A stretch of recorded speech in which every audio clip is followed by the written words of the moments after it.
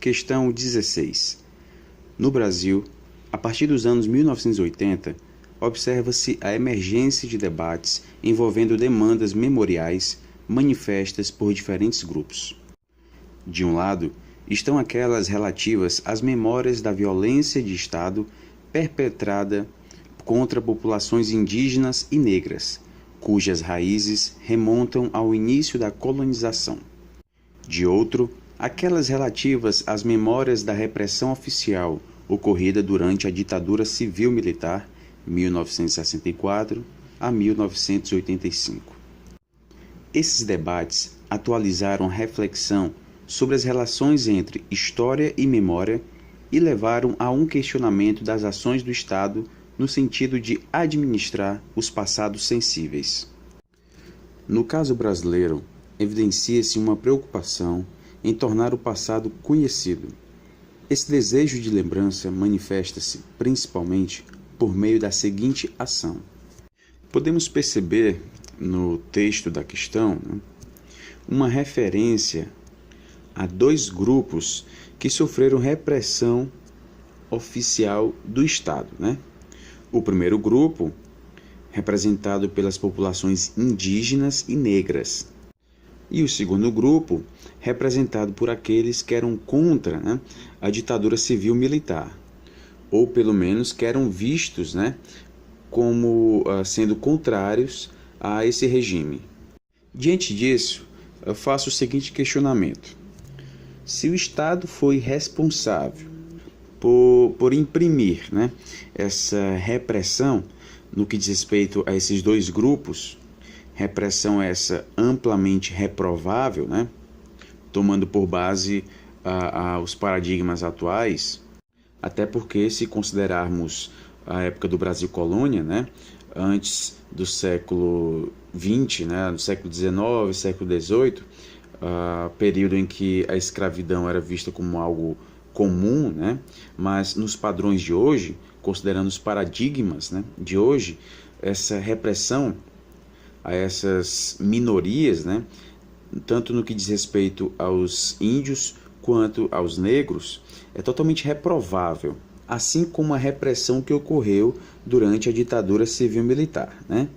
Então, faço o seguinte questionamento. Proporcionar o resgate dessas ações, não no sentido de se repetirem, mas sim no sentido de serem relembradas. Vale lembrar da criação da Lei 2.528, conhecido como a Comissão Nacional da Verdade. Ela foi elaborada com o objetivo de apurar graves violações de direitos humanos ocorridas entre 18 de setembro de 1946 e 5 de outubro de 1988. Foi instituída em maio de 2012, quase 30 anos depois do fim da ditadura militar, e veio investigar os crimes de agentes do Estado contra cidadãos que lutaram contra a repressão. Então vejam só, o resgate a essas memórias teria como objetivo anistiar os crimes cometidos pelo Estado? Ou seja, perdoar esses crimes? Muito pelo contrário, é justamente para investigar esses crimes cometidos e até mesmo proporcionar possíveis punições aos agentes que cometeram esses crimes. Então, esse desejo de lembrança não diz respeito ao objetivo de anistiar esses crimes, até porque seria do interesse daqueles que cometeram esses crimes, que justamente não houvesse essa lembrança, que tudo isso se perdesse no passado. Portanto, pessoal, nós já podemos descartar a opção A, que diz que trata-se de uma defesa das minorias visando a anistia dos crimes cometidos pelo Estado. E é justamente se baseando na criação da Comissão da Verdade que nós podemos responder essa questão 16, marcando o item D de dado, elaboração de dispositivos jurídicos buscando o estabelecimento de formas de reparação. Até mesmo a lei de cotas para negros pode ser vista como uma ação do Estado com esse objetivo de reparação. próprio Supremo Tribunal Federal, né, julgou essa lei como constitucional. E isso não diz respeito apenas, né, à reserva de 20% das vagas para concursos públicos, mas também para todo tipo de certame, tanto da administração direta quanto de empresas públicas e autarquias. Inclusive, o relator, né, desta matéria, Luiz Roberto Barroso, juntamente com os ministros Edson Fachin, Rosa Weber, Luiz Fux e Alexandre de Moraes, consideram que a lei, essa lei das cotas, não ofende a Constituição. Pelo contrário, eles acreditam que, diante da realidade racista que o Brasil ainda vive, né, a ação afirmativa é necessária. O país tem o dever de reparação histórica devido à existência de um racismo estrutural na sociedade brasileira. Barroso destacou ainda que, embora corresponda a pouco mais da metade dos brasileiros, a população negra representa mais de 70% dos mais pobres no país. Ao mesmo tempo, apenas 27% do serviço público federal, né, pouco mais de um quarto, é preenchido por negros. Portanto, pessoal, nós podemos marcar na 16ª questão o item D de dado como sendo verdadeiro. 17ª questão. Conheça um sábio provérbio que diz: para ensinar história a João, é preciso entender de ensinar, de história e de João. Há algumas décadas se pensava que para entender de ensinar história, bastaria entender de história, pois o ensino dessa disciplina consistia no processo de transmissão de conhecimentos históricos protagonizados pelo professor e, conquanto este utilizasse técnicas e recursos adequados, a aprendizagem de João seria uma consequência natural. Há que se considerar, no entanto, que nos processos de ensinar e aprender história estão implicados 3 elementos indissociáveis, quais sejam a natureza da história que se escolhe ensinar, com seus conceitos, dinâmicas, operações, campos explicativos, as opções e decisões sobre aspectos de natureza metodológica, a transposição didática ou o como ensinar, e a especificidade da aprendizagem histórica, que pressupõe o desenvolvimento de estratégias cognitivas de noções e conceitos próprios dessa área de conhecimento, com vistas à construção do pensamento histórico por crianças, jovens e adultos. Então, pessoal, esse texto, né, aborda uma questão muito importante que diz respeito aos conhecimentos específicos, né? Há o seguinte questionamento: para ensinar, né, uma determinada matéria, é preciso ter apenas o conhecimento, né, do conteúdo?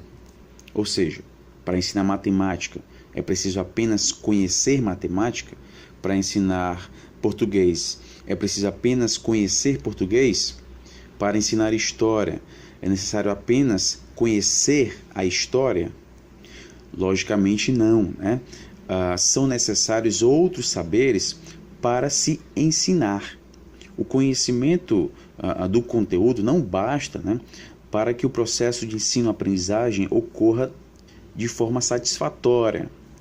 No entanto, né, como diz no texto, há algumas décadas se pensava assim, né? Se pensava que para você ensinar algo bastava você ter conhecimento específico, né, da matéria. Eu costumo fazer uma relação com o curso de Direito, né? Quem faz curso de Direito já teve professores, advogados, professores até mesmo juízes, né, que, sem dúvida alguma, têm o conhecimento do conteúdo, né? No entanto, o conhecimento do conteúdo não envolve, né, o conhecimento didático. Aí nós já temos uma importância muito grande que vem da pedagogia. Se o conhecimento do conteúdo bastasse, né, eu, enquanto brasileiro falante de língua portuguesa, estaria habilitado a ensinar português, né, em qualquer lugar que eu fosse. Mas isso não é verdadeiro, né? Existem outros saberes, né, que estão envolvidos nesse processo de ensino-aprendizagem. Não basta o conteúdo específico da matéria. E é justamente disso que o texto trata. Por isso que o próprio texto nos traz aqui alguns processos, né, que devem ser considerados, como os seguintes elementos: a natureza da história que se escolhe ensinar, né, que tipo de história eu vou ensinar, as opções e decisões sobre os aspectos de natureza metodológica, né, a transposição didática ou como ensinar, né, aqui já envolve especificamente a didática, né, e a especificidade da aprendizagem histórica, que pressupõe o desenvolvimento de estratégias cognitivas, de noções e conceitos próprios dessa área de conhecimento, com vistas à construção do pensamento histórico por crianças, jovens e adultos. Aqui nós já temos uma importância dada, né, à psicologia da aprendizagem, uma vez que ela estuda o complexo processo pelo qual as formas de pensar e os conhecimentos existentes numa sociedade são apropriados pela criança. Então, pessoal, na perspectiva do texto, o ensino da história deve considerar quais aspectos articulados. Nós vimos que é necessário ter o conhecimento específico, né, que é o conhecimento do conteúdo, a didática, né, que envolve aí a própria pedagogia, né, o como fazer isso, justamente a didática, e o processo de aprendizagem, que diz respeito justamente ao terceiro e último elemento, né, que o autor nos traz. Portanto, a opção correta da 17ª questão é a opção B de bola. 18ª questão.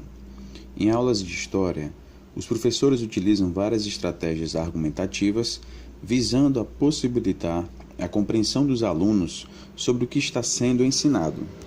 Considere o trecho a seguir em que um professor procura explicar a chamada política do café com leite. Agora, outra coisa que normalmente a gente aprende errado. Quando você aprende café com leite, você tem a noção que era um presidente mineiro e outro presidente paulista. Um presidente mineiro e outro presidente paulista, não é isso? Seria a alternância de presidentes mineiros e paulistas no poder. Não é isso que você aprendeu? Ou não é pelo menos isso que você acredita que seja?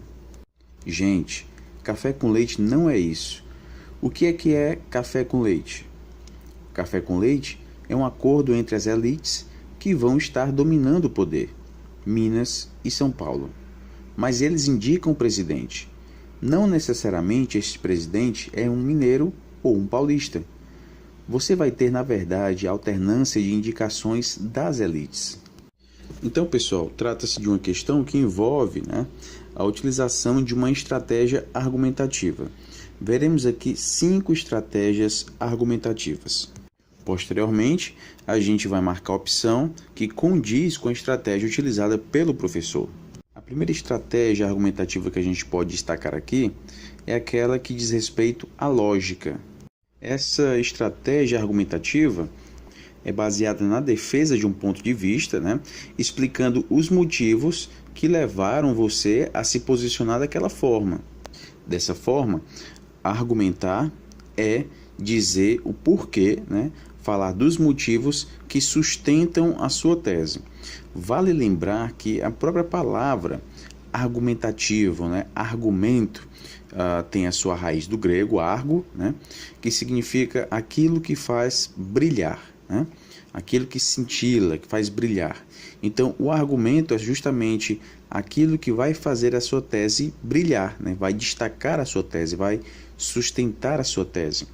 Então, uma estratégia argumentativa baseada no raciocínio lógico é justamente aquela que se sustenta, né, nos motivos dados para se posicionar de tal forma.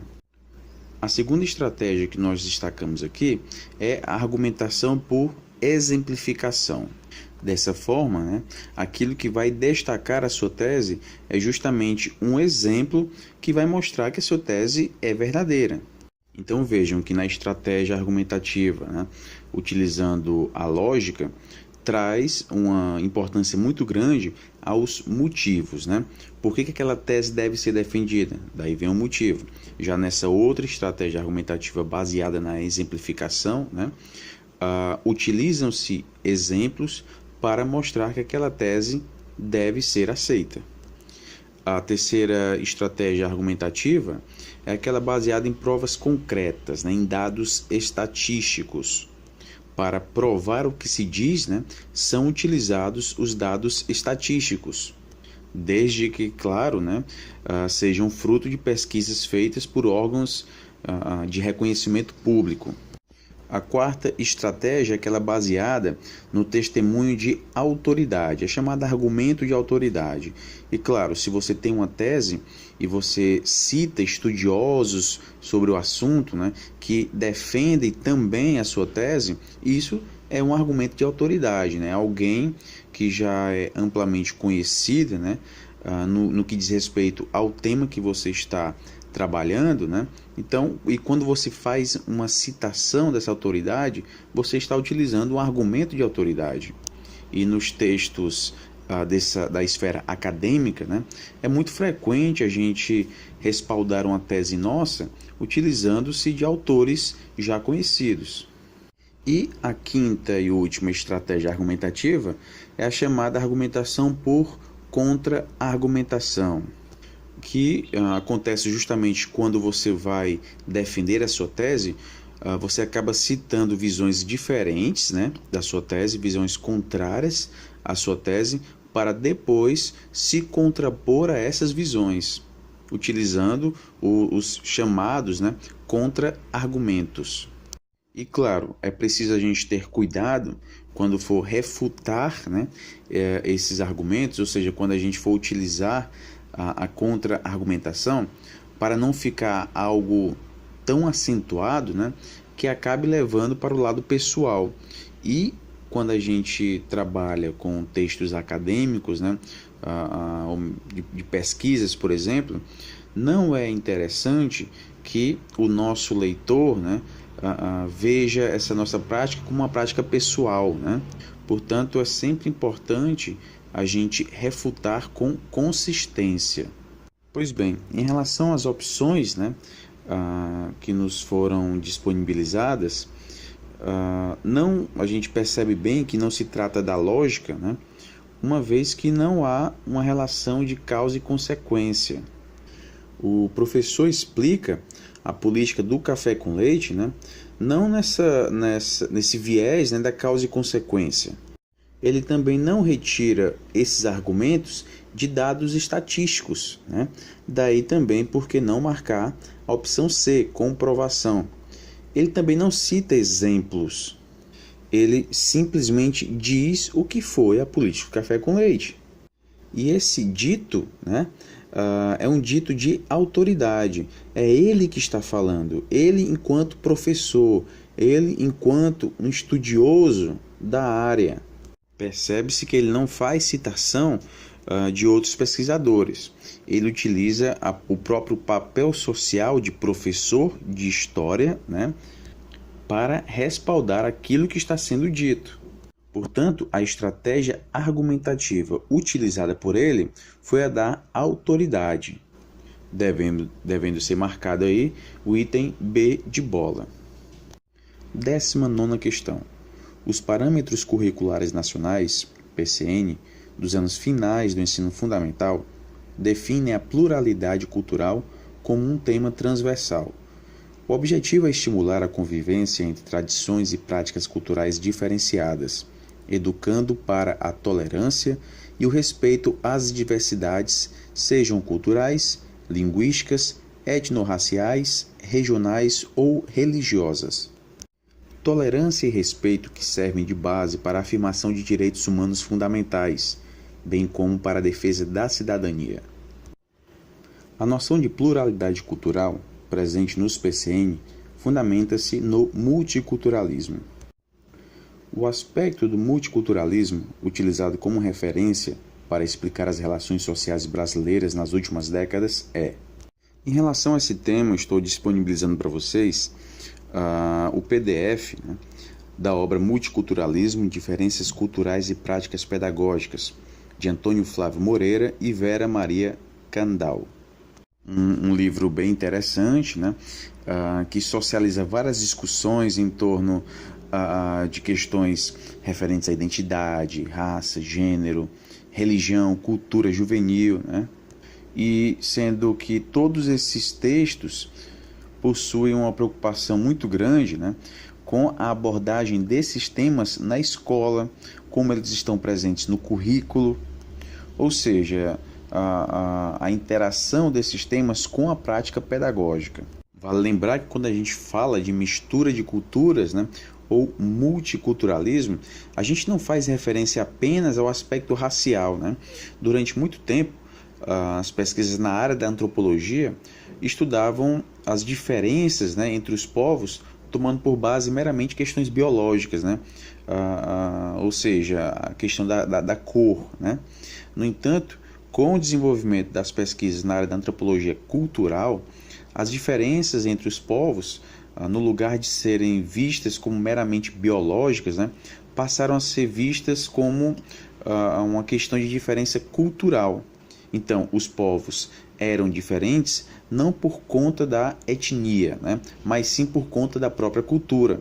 A etnia, considerando aqui o aspecto biológico, né, a gente sabe que os termos, né, eles vão sofrendo mudanças no que diz respeito ao próprio significado, né? Multiculturalismo no Brasil não se restringe à raça, não se restringe à etnia, não se restringe à identidade.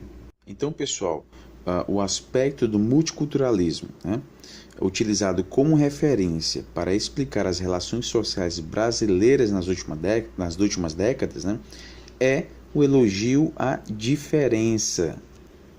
E abordado nesse ponto de vista, né, do elogio à diferença, aqui tem um campo, né, um campo mais amplo, né, que não diz respeito apenas ao aspecto étnico, racial, não diz respeito apenas a questões religiosas, né, simplesmente elogio à diferença.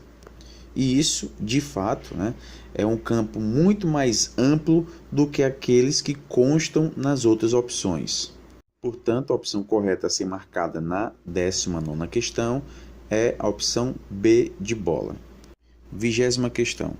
O professor de História de uma turma de 9º ano do ensino fundamental quer tratar do tema da diversidade cultural a partir da discussão sobre os direitos civis dos homossexuais, o que inclui debater temas polêmicos como casamento entre pessoas do mesmo sexo, dentre outros. Sua estratégia de ação está alinhada com as recomendações dos parâmetros curriculares nacionais e buscará trabalhar com noções de transformação na dimensão temporal e com o desenvolvimento, com os alunos, da percepção de que o eu e o nós, do tempo presente, são distintos dos de outras épocas. Nessa perspectiva, começa a aula pela apresentação dos dados da tabela abaixo, que comparam as respostas de cidadãos brasileiros às mesmas perguntas pesquisadas em 2 enquetes realizadas em um intervalo de 20 anos. A análise dos dados da tabela possibilita ao professor evidenciar diferentes percepções acerca da sexualidade entre 1993 e 2013 por meio da identificação da seguinte mudança. Então, pessoal, trata-se aí de uma questão de interpretação, mais uma vez, né? Interpretação de dados. Então, você pode responder essa questão, né, simplesmente olhando a tabela e, claro, interpretando. Vamos às opções. Opção A: diminuição da aceitação pelo pai e pela mãe de filhos gays, proporcional ao aumento do convívio cotidiano com homossexuais. Na verdade, a aceitação pelo pai e pela mãe de filhos gays, né, foi aumentar, né, de 79% em 1993, passou para 37% em 2013, ou seja, um percentual menor de pais ficariam tristes, né, caso tivesse um filho homossexual. Então, a aceitação não diminuiu, ela aumentou. Portanto, o item A está falso. Item B. Diminuição da preocupação dos empregadores com a contratação de homossexuais em função da menor discriminação por parte dos colegas. Isso diz respeito, à quarta questão, ao quarto questionamento feito para os entrevistados. Deixariam de contratar um homossexual para um cargo em sua empresa, mesmo que ele fosse mais qualificado? Então, 36% em 1993 e 7% em 2013, ou seja, mais empregadores estariam dispostos a contratar homossexuais, mesmo que eles fossem mais qualificados, ou seja, o nível de contratação, de interesse na contratação de homossexuais aumentou. Logicamente, houve a diminuição da preocupação desses empregadores com a contratação de homossexuais. E a continuação desse item, em função da menor discriminação por parte dos colegas, pode ser comprovada justamente no segundo questionamento. Mudariam sua conduta com o colega se soubessem que ele é homossexual? 56% em 93, 19% em 2013, ou seja, menos pessoas mudariam a sua conduta caso soubessem que o seu colega é homossexual. Portanto, o item B está correto e é aquele que deve ser marcado na 20ª questão. É uma questão considerada fácil, pessoal? Basta uma mera interpretação dos dados, uma interpretação lógica. São disponibilizados dados, basta a gente fazer uma relação lógica e ir respondendo ao que se pede. Em relação à prova discursiva, nós vamos comentar em uma outra videoaula.